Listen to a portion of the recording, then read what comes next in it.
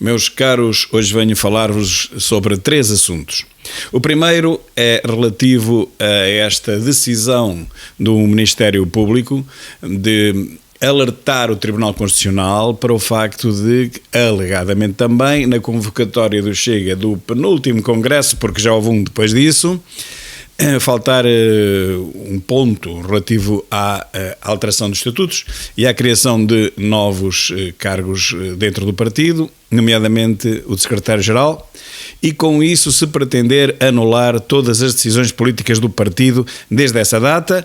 O segundo assunto é o do juiz Rui Castro, denominado pela comunicação social de negacionista, e as peripécias em que ele se tem envolvido nos últimos dias.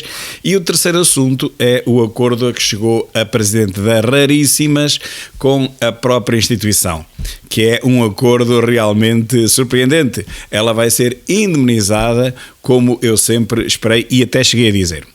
Ora, vamos ao primeiro caso. O Ministério Público lembrou-se agora, passado um ano, que faltava na convocatória do Congresso de Évora um ponto sobre a criação de novos órgãos, como sejam os de secretários-gerais, e a alteração também dos conselhos de ética e de jurisdição nacional. E a 3 semanas das eleições, à semelhança do que aconteceu nas eleições presidenciais, também a 3 semanas das eleições apareceu esta notícia, e vamos fazer a comparação entre os dois casos. Primeiro, na pré-campanha das eleições presidenciais, como bem se lembram, o repórter que eu denominei de Coelho Albino, o nome dele é Coelho, eu chamo Albino porque ele é branco e vive em catacumbas, pelos vistos, veio com um desarrancanço uma reportagem filmada nas tais catacumbas, não sei se são aquelas onde ele vive, se são outras, em que alegadamente o partido Chega mover-se-ia nessas catacumbas, mover-se-ia longe do foco da transparência a que todos os partidos estão obrigados e teria até financiamentos ilegais, dúbios, esconsos, vá-se lá saber de onde. Bom, tudo isto para denegrir a imagem do partido.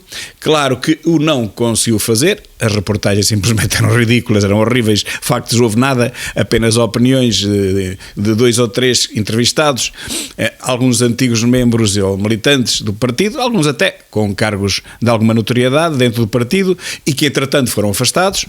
Portanto, estamos a falar de gente ressabiada, por um lado, por outro, gente que decidiu afastar-se. As pessoas são livres de aderirem aos partidos e às instituições e depois afastarem-se delas quando acharem que é o momento. Bom, esta reportagem não teve efeito rigorosamente nenhum, pelo menos aquele que era o objetivo, aquele que era previsto pelo próprio Coelho Albino, e essa reportagem foi feita com dinheiros da Fundação Carlos de Gulbenkian, o que é uma das maiores vergonhas, uma página negra dessa própria fundação, que levou alguns administradores e responsáveis a demarcarem-se completamente desse financiamento, desse auxílio financeiro, que foi tudo canalizado para uma propaganda porca anti-Chega. E agora temos exatamente a mesma situação. A 3 semanas das eleições autárquicas, agora vem o Ministério Público dizer que há uma ilegalidade formal num Congresso, em que até, inclusivamente, já houve outro depois desse. O Ministério Público esteve um ano a dormir, ou provavelmente, ou então a trabalhar, mas não se sabe bem em quê, para vir descobrir agora, passado um ano, que falta lá uma linha na convocatória, falta lá um ponto na convocatória. Se calhar, em vez de ser 7 pontos, teria que haver 8 pontos. Ou se calhar bastava haver um último ponto dizendo outros assuntos, como acontece na maior parte das reuniões, no final, outros assuntos, e ficava o problema resolvido. Como não existiu nada disso na convocatória, o Ministério Público, depois de meses e meses a estudar aquela convocatória de meia dúzia de pontos, descobriu que faltava lá um. E, portanto, toca a tentar ilegalizar todas as ações políticas desenvolvidas pelo partido, e eu suponho que a ideia, o objetivo, seria a de impedir que o partido concorresse às eleições autárquicas. Claro que isso não vai acontecer, seria um escândalo a nível nacional, provavelmente europeu, nunca tal aconteceu em Portugal, e ainda por cima, por um problema burocrático, isto não é mais do que ganhar na secretaria aquilo que muitas vezes se perde no terreno de jogo, não é? O Ministério Público está a fazer esta jogada que não me parece que tenha a mínima coerência, nem a mínima transparência. O timing é do mais esquisito que pode haver. O tempo que demoraram a perceber que faltava uma linha na convocatória, que foi mais de um ano, é ainda mais esquisito. E as conclusões a que se pretende chegar seriam, obviamente, avassaladoras para o partido, mas mais do que isso, para a própria democracia portuguesa. Claro que isso não vai acontecer. André Ventura já veio dizer que se mantém tudo normalmente, que ele continua a ser presidente do partido. Esse ato não foi sequer ilegalizado, até porque não ocorreu no dito Congresso. E também, a propósito das eleições autárquicas, se mantém, obviamente, embora eu tenha cá para mim que terá sido esse o único objetivo, o objetivo final de toda esta polémica. Não o conseguirão e, portanto, o partido concorrerá normalmente às eleições autárquicas. E se tiver que realizar um novo congresso, só para tratar desse ponto que ficou omisso na convocatória do Congresso anterior, uma coisa absolutamente administrativa, se tivermos que fazer um novo Congresso, pois far-se-á. É um transtorno para todos nós, mas que remédio. Enquanto se agarrarem a isso, é porque não tem outra matéria mais palpável e mais grave para se agarrarem. Mas aqui fica o aviso. Assim que tiverem qualquer coisinho de mais grave, pois eles não perdoarão nada ao Chega. Coisas destas acontecem em todos os partidos. Pequenos lapsos, confusões administrativas, acontecem em todo o lado, mas é claro que nenhum partido está sob o escrutínio do Ministério Público em Portugal, exceto o partido Chega. Portanto, o Chega tem que ser sempre perfeito, não pode falhar em coisíssima nenhuma, enquanto os outros podem fazer o que quiserem e atropelarem a lei todos os dias, que não há problema nenhum, porque ninguém os vai investigar. O segundo ponto é sobre as aventuras do juiz chamado negacionista pela comunicação social, e eu não tenho nada contra ele, mas também não tenho nada a favor. Acho que ele acaba por enganar as pessoas, no sentido de que aquelas minutas que ele inventa, aquilo na prática não dá resultado nenhum. Só vai levar as pessoas a arranjarem mais problemas do que aqueles que já têm, porque em tribunal não ganharão. E para além disso, vão ter que pagar advogados que os defendam. Portanto, ele tem todo aquele exército de gente radical, para não dizer fanática, atrás dele. Eu nada tenho contra isso e até aplaudo o facto de ele me ter levado alguns dos fanáticos das minhas páginas para as dele, agradeço-lhe isso, mas realmente as pessoas estão a ser enganadas na prática, mesmo que na teoria não o sejam, isso eu não tenho capacidade para julgar, mas mesmo que aquilo tenha um fundamento legal. Quem conhece o sistema judicial português, como eu, tem que avisar as pessoas do seguinte: a teimosia em tirar a máscara, por exemplo, ao ar livre, pode levar-vos a pagarem um advogado, tem que ser 500, 600, 700 euros, e depois uma multa em tribunal, porque não serão absolvidos. E valerá a pena, será mais inteligente a teimosia de tirar, por exemplo, a máscara fora e pagar isso tudo e andar com problemas durante meses e anos, ou manter a máscara posta na rua? Creio. Nós não somos criancinhas de 10 anos. Nós não podemos andar aqui com birras, não é? Porque achamos que temos razão e que aquilo que está tudo mal feito. Nós até podemos ter razão. Eu não lhe tiro razão nenhuma. Eu acho que andar com máscara na rua é ridículo.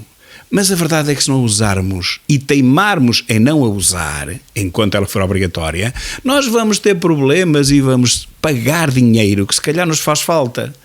Não nos deixemos iludir, meus caros, pelos cantos de sereia, porque uma coisa é a teorização das leis, outra coisa é como elas funcionam na prática.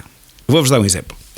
Se vocês forem multados, por exemplo, pela GNR ou pela PSD, por terem feito uma manobra perigosa num sítio qualquer, e vocês acharem que não fizeram manobra perigosa nenhuma, portanto, não pagam a multa, vão a tribunal, acham que o juiz vos absolve.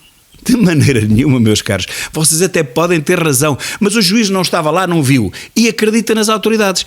É assim que o edifício jurídico está construído. Entre a vossa opinião e a constatação, que até pode estar errada, mas a constatação de um agente da autoridade, o juiz nunca decide a vosso favor.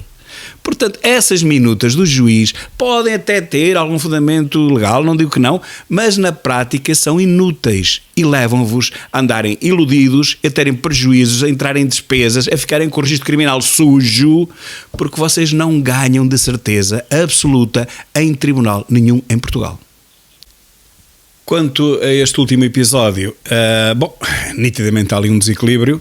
Há um desequilíbrio que já é um padrão que já se vem verificando há uns meses esta parte, por isso ele já foi suspenso e, naturalmente, será expulso da sua função, infelizmente, mas realmente as atitudes que ele toma são tudo menos de um magistrado e quem é magistrado não se pode comportar como um rufia, portanto, basicamente ele tem que cumprir a lei, mas sendo ele magistrado, tem obrigações ainda, não só morais e éticas, mas também a nível legal.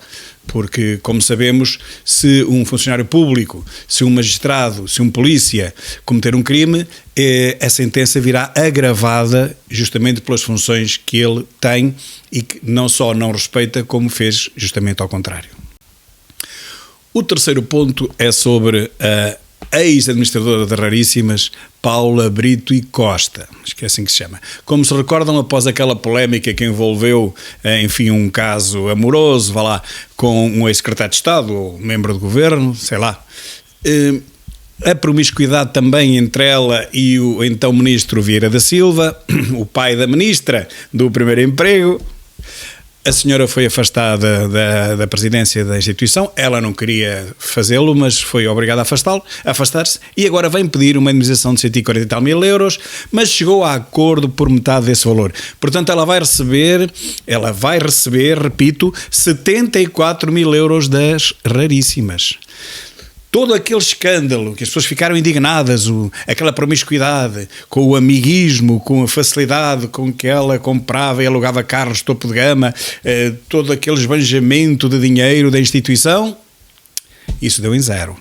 E ela não só não vai repor um cêntimo, como ainda vai receber da Raríssima 74 mil euros, por comum acordo. O que quer dizer que o processo que a afastou da administração da organização foi mal feito, foi mal conduzido, foi ilegal. Senão ela não teria direito a receber coisíssima nenhuma. Mas está também um processo de crime ainda a correr, portanto ela ainda pode vir a ter que justificar muita coisa. Muito bem, mas olhem, da mesma forma que vos disse antes, o que irá acontecer a quem usar ingenuamente as minutas do juiz, aqui vai acontecer a mesma coisa. Esse processo de crime que o Ministério Público tem contra ela vai dar em águas de bacalhau. A mulher recebe na prática e no final da história 74 mil euros e, claro, não está mais na presença das Raríssimas, mas se calhar por 74 mil euros terá sido um bom negócio. E por aqui se vê aquilo que eu tenho vindo a tentar alertar os meus seguidores, os meus leitores, que é o seguinte: não acreditem em tudo que vem na televisão, porque 90% do que vocês veem acaba no final por não se concretizar, por não se verificar, acaba por não ser verdade. Indignou-se um país inteiro com reportagens sucessivas, 10 milhões de pessoas ficaram indignadas com aquela promiscuidade, com aquela facilidade entre o poder e a senhora e o poder, as viagens, e agora vai receber, entendem? Vai receber 74 mil euros. Não vai devolver um cêntimo à instituição que alegadamente estava a dilapidar a olhos vistos. A instituição que atravessava um momento financeiro até muito difícil, agora ainda vai ter que arranjar mais 74 mil euros para pagar à presidente que afastou. É tudo mentira, meus caros. Isto é tudo histórias da carochinha, sobre histórias da carochinha e do João Ratão. Hoje em dia praticamente não se pode acreditar em nada do que se veja nas televisões, porque o que resulta no final é tudo mentira ou é praticamente tudo mentira. Pelo menos a grande maioria das notícias que se veem em primeira mão, nas primeiras páginas, acabam por não se verificar, ou então o resultado é o oposto. Aqui vos deixo com estas duas reflexões, 3, que mostram bem o estado da nação e, acima de tudo, o estado da informação televisiva e mediática neste preciso momento em Portugal. Informação essa cuja credibilidade é bola, meus caros.